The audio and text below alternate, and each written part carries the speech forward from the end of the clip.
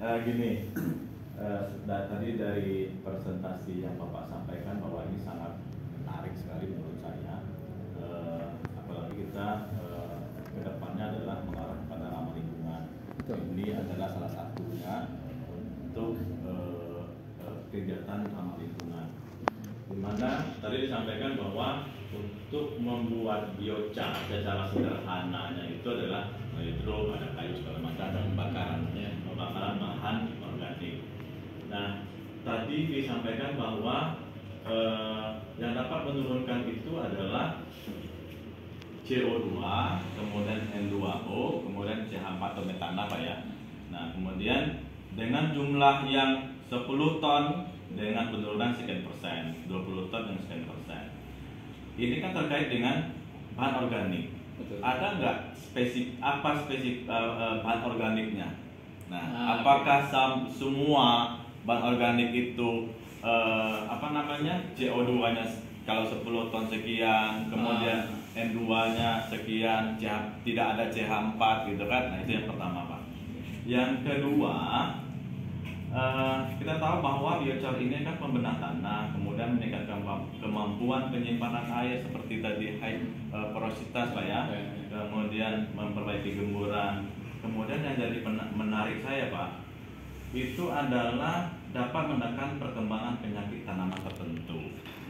Ya, dapat menekan. Nah, artinya ada sesuatu senjata ya pada biochar ini yang mampu menekan pertumbuhan sehingga perkembangan penyakit tanaman itu tidak meningkat.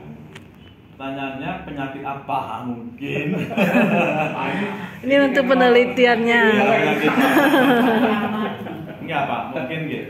Kalaupun mudah-mudahan bisa sinkron dengan apa yang nanti kan bisa juga saya sampaikan bahwa biochar ini mampu loh menekan pertumbuhan penyakit tertentu A, B, C gitu.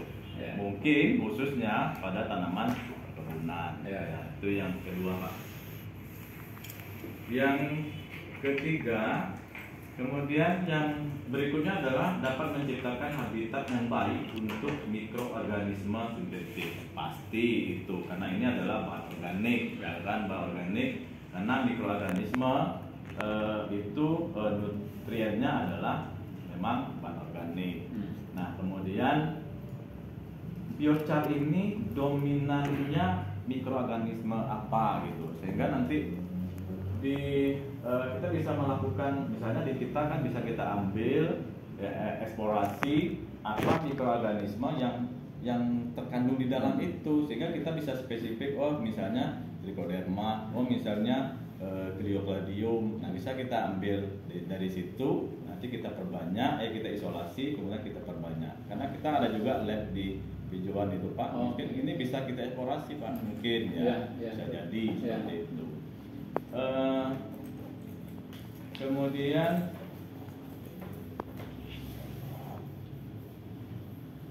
sampai tahun 2050 Pak ya, 2050 sehingga efek rumah kaca ini bisa zero Pak ya, zero dengan adanya biochar ini gitu kan. Nah, memang betul kalau kita menggunakan bahan organik pasti efek rumah kacanya itu akan menurun. Nah, kemudian di sini dia mampu menyimpan air dan hara. Artinya kita tetap menggunakan bahan anorganik Pak ya. Misalnya kita gunakan biochar, bahan anorganik sebagai hara pada tanaman tetap kita gunakan gitu Pak ya. Iya kan, tetap kita gunakan karena fungsinya bukan untuk nutrisi, tetapi untuk penyimpanan air, kemudian untuk memperbaiki kesuburan tanah. Ya, artinya di sini nutrisi pupuk anorganik kalau kita mau yang masih secara konvensional kita tetap menggunakan anorganik. Tapi kalau kita yang mengarah kepada organik, tentu tetap kita membelakangkan yang anorganik. Saya pikir itu Pak dulu. Ini memang beda ya pertanyaannya.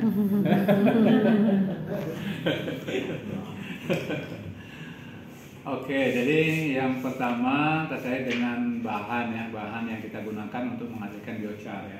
Jadi prinsipnya adalah semua bahan organik itu bisa menjadi bahan bakunya. Prinsipnya. Tetapi akan ada perbedaan kalau materialnya itu, contoh saja ya. Misalnya kita pakai bikin biochar dari jerami bisa, dari jerami bisa. Kemudian dari cangkang kelapa bisa, maka biocharnya akan beda.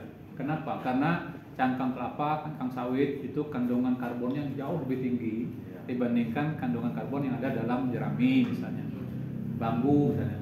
Itu akan berbeda karakteristik biochar yang dihasilkan, yang berbeda. Nah, jadi di samping bahan baku yang menentukan karakteristiknya itu juga dipengaruhi oleh bagaimana kita mengontrol kondisi pada saat kita memperodisisnya. Jadi pada pembakaran. Jadi mengontrol kondisi itu berpengaruh terhadap banyaknya gugus fungsi, banyaknya luas permukaan dan lain sebagainya. Itu berpengaruh pada saat kita mengontrol suhu. Nah, tetapi kan di dalam eksperimen ini kita tidak bisa mengontrol suhu. Yang bisa kita mengukur suhu. Kita mengukur suhunya berapa? 500 derajat misalnya tadi. Tetapi berdasarkan literatur suhu 500 itu bagus untuk menghasilkan biochar dengan luas permukaan yang besar. Ternyata setelah kita ukur memang bagus. Nah, kan mengapa kita nggak perlu mengontrol suhu? Karena ini mau diaplikasikan ke masyarakat. Nggak mungkin masyarakat mengontrol itu, ya tidak mungkin itu. Makanya kita coba yang konvensional tidak usah kontrol suhu, tapi suhunya cukup bagus untuk menghasilkan biochar yang suhunya 500-an saja. Nah, itu terkait dengan bahan baku. Yang bahan baku ternyata apa saja bisa sepanjang bahan organik. Nah, ada satu prinsip yang disebutkan, jangan bikin biochar terus menebang pohon, nggak boleh. Ya nggak boleh. Yang bagus limbah organik jadikan bahan bakunya, itu paling bagus. Nah, makanya salah satu manfaat daripada biochar itu adalah manajemen limbah organik. Bisa. Karena apa? Karena bahan organik kan kalau kita pagi-pagi hari mobil menumpuk sampah itu pisahkan organiknya, bisa kita jadikan biochar. Nah, itu jadi prinsipnya nggak boleh menebang pohon sebagai bahan baku, tapi gunakanlah sisa-sisa. Kalau dari kayu ya kayu sisa-sisa, jangan kayu yang bagus-bagus juga. Ya biasanya kalau kami ngambil tuh sisa di tempat orang motong-motong kayu itu kami ambil pak sisa-sisa yang kecil-kecil nggak digunakan daripada dibakar di sana kami minta bisa itu kami pakai. Jadi menggunakan sisa itu tadi tumbuhannya, sisa yang tidak bermanfaat lagi. Kemudian tentang tentang mikroorganisme. Jadi memang mikroorganisme. Jadi tanah ini, mikroorganisme dalam tanah itu macam-macam, banyak sekali ya spesifiknya. Tapi karena memang bukan bidang saya, tidak tahu nama-namanya pak. Tapi paling tidak dari jurnal yang saya baca, terkait saya ingin menjelaskan beberapa hal di sini, itu mengatakan bahwa mengapa CH4 itu rendah dalam hal ini. Salah satu itu menjelaskan adalah bahwa terjadi penurunan CH4 itu karena adanya mikroorganisme yang disebut dengan metanotrof. Ya, metanotrof. Metanotrof itu adalah mikroorganisme yang memanfaatkan CH4 tadi sebagai material kalau dia karena metanotrof bakteri metanotrof itu kan makhluk hidup, dia butuh makan. Dia makan itu dari gas itu yang dimakannya. Nah, sehingga gas yang sudah dibebaskan ke udara tertahan dalam chamber kita itu diambil kembali, masuk ke tanah, dihisap kembali tanah. Makanya hasil negatif itu salah satu penjelasan seperti itu. Karena CH4 itu dimanfaatkan oleh metanotrof ya. Kemudian ada lagi Archaea methanogenik. Nah, ini kebalikannya. Archaea methanogenik tidak dihambat oleh biochar, tetapi penurunan rasio mikroorganisme metanogenik terhadap metanotropics. Nah, jadi dia tidak menghambat tapi rasionya berbeda. Nah, menyebabkan adanya penurunan CH4. Jadi memang benar Pak. Jadi biochar itu bisa menjadi media tumbuh biochar yang bagus, mikroorganisme yang bagus karena kandungan air tadi, holding water capacity-nya yang tinggi. Kemudian yang ketiga, mau lupa kan yang ketiga tadi. Bisa menyebabkan perkembangan penyakit ya tertentu katanya. Nah, ini yang kedua tadi ya. Yang kedua, misalnya itu menghambat penyakit tertentu. Nah, mungkin ada Pak. Saya yakin ya. Saya punya keyakinan itu mungkin ada, cuma saya belum pernah membaca jurnal terkait dengan itu. Ya, belum pernah ada. Saya yakin mungkin untuk tanaman muda kalau pakai biochar karena tadi pH-nya tadi kan tinggi, kemudian permukaannya luas, bisa enggak dia berdampak? Saya kira sangat mungkin itu. Nah, ini peluang kerjasamanya Pak. Nah, Novelty ya, novelty itu Novelty berarti. itu, saya pancing tadi Pak. Sangat mungkin itu Pak, sangat mungkin itu taman muda ya, karena kan cepat kita evaluasinya kan, kita evaluasi. Saya kira bisa jadi Pak. Saya punya dugaan seperti itu. Coba nanti saya coba bantu Pak cari jurnal yang terkait dengan itu. Saya coba cari dengan itu. Mudah-mudahan bisa. Tapi selama ini memang kita tidak mencari itu ya, karena kita lebih, kalaupun ada kontribusi mikroorganisme itu tidak menjadi fokus pembahasan kita ya, karena kita tidak fokusnya ke situ. Kemudian yang terakhir tadi apa lagi?